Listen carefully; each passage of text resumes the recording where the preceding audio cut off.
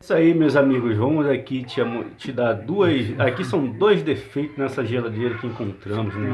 Nessa dica de hoje a gente está aqui, ó, Mas aqui dá pra gente ver, com dois defeitos. É aqui em cima, mais pra frente a gente vai mostrar, né?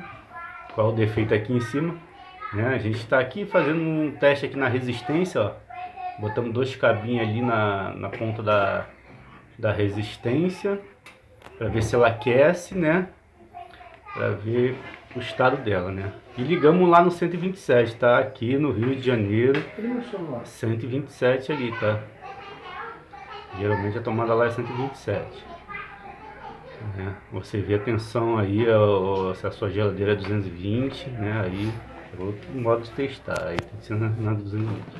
Aqui estamos aqui, ó, no outro defeito. O cliente relatou falando, né, pra gente, a gente identificou dois defeitos aqui nessa geladeira. Esse aqui é o R600, tá aqui, ó. O primeiro defeito é isso aqui, a geladeira não estava mais ligando. Então a gente identificamos que aqui os relé e o protetor térmico estão danificados, tá?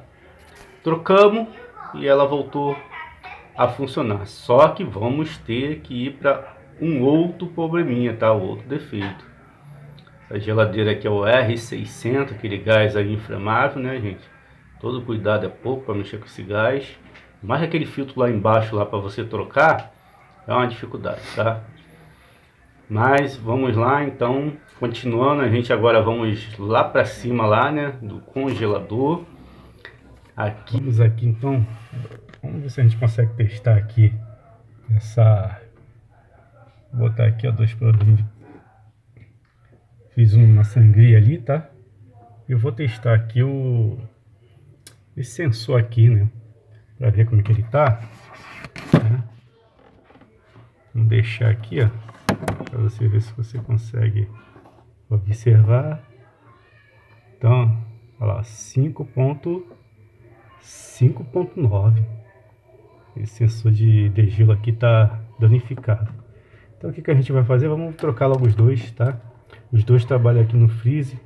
Já tem mais de 10...